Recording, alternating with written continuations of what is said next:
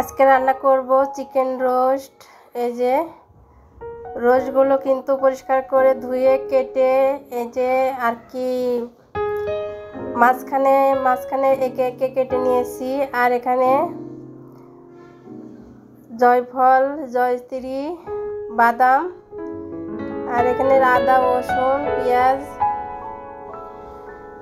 আর চিকেনটা আমি আগে একটু লেবু দিয়ে লবণ দিয়ে মেখে ফ্রিজে 10 মিনিটের জন্য রেখে দিয়েছিলাম। আর লবণটা দিলে কি হয় যে ভিতরে ঢুকে যায় আগেই রোস্টের ভিতরে, যেহেতু এটা ব্রয়লার মুরগি। আর এখানে দিয়ে দিলাম আমি টক দই আর কি কই সস, হট সস, টমেটো। আসসালামু আলাইকুম গাইস, কেমন আছেন? নিশ্চয়ই সবাই ভালো আছেন, আমিও বেশ ভালো আছি। তো ভিডিও শুরুতেই ছোট্ট একটা রিকোয়েস্ট, অবশ্যই লাইক দিয়ে পুরো ভিডিও দেখবেন, ভালো লাগলে সুন্দর একটা কমেন্ট করবেন।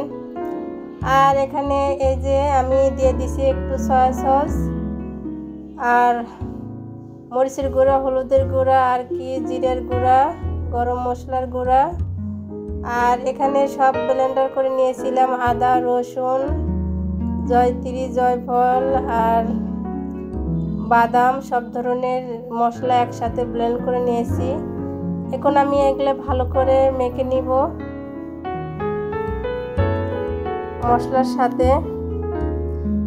তো যাই হোক, ভিডিওটা দেখতে থাকেন, ছোট্ট একটা ভিডিও।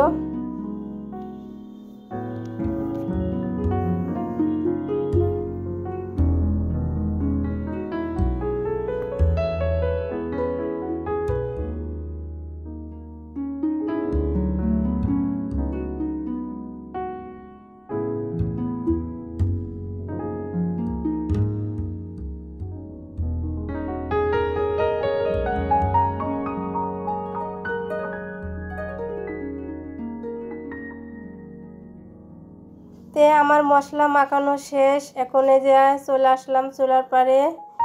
আর চুলায় একটা কড়াই দিয়ে দিছি, কড়াইয়ে এই যে তেল দিয়ে দিলাম। আর এখানে দিয়ে দিলাম অনেকগুলো পেঁয়াজগুলো আমি পেস্তা করে নিব, আর কি বাদামি কালার করে ভেজে নিব।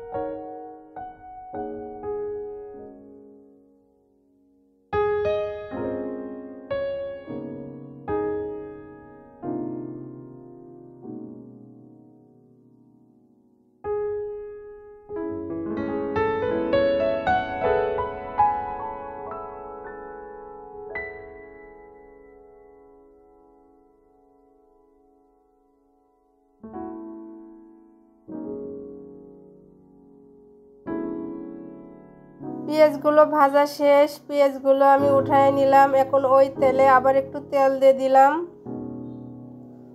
এখন এই যে আমি চিকেনগুলো ভেজে নিব।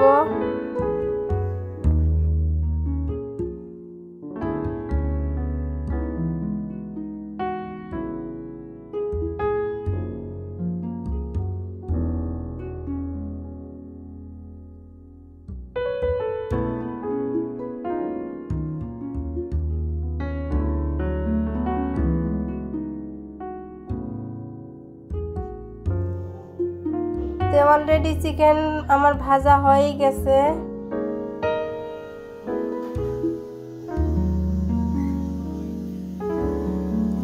এর ভিতরে আমি যে চিকেনের সাথে যে বাকি মশলাগুলো ছিল ওগুলোই দিয়ে দিলাম। বাড়তি কোনো আর মশলা আমি দিব না। তে যদি লবণ লাগে একটু লবণ দিয়ে নিব, আর কয়েকটা আর কি কাঁচা মরিচ দিয়ে দিব। সরি, কাঁচামরিচ আমার ঘরে নেই, তে কাঁচামরিচ আর দেওয়া হলো না, এটা অপশনাল। এই যে ভালো করে কষিয়ে নিলাম চিকেনগুলো। এখন আমি দিয়ে দিব একটু দুধ, গুঁড়া দুধ আমি এই যে লিকুইড করে নিয়েছি, এই দুধটা দিয়ে দিব। আর আমি কিছু দিব না, এখন ভালো করে জাল করে নিয়ে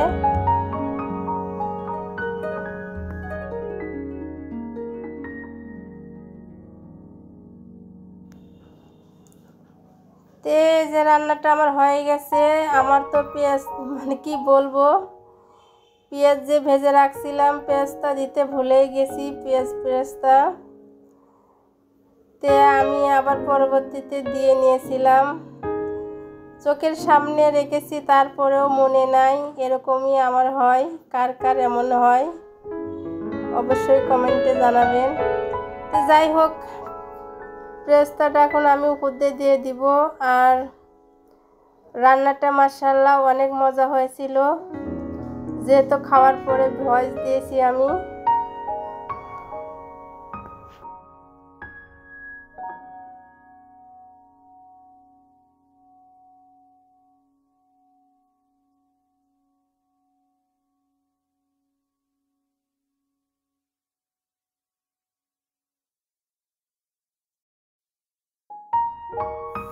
তে আমি আবার অফ ক্যামেরায় সাদা পোলাও রান্না করে নিয়েছি।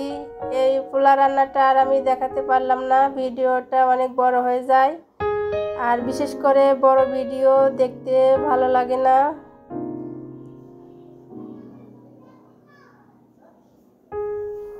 তে রান্নাটা আমার কমপ্লিট। এই যে আমরা সবাই খেতে বসেছি, নিচেই খেতে বসেছি, টেবিল ধুয়ে, কিন্তু নিচে খাওয়ার মজাই আলাদা। এই যে আমি কিন্তু কড়াই সহ একবারে সামনে নিয়েছি, যার যা লাগে খাবে।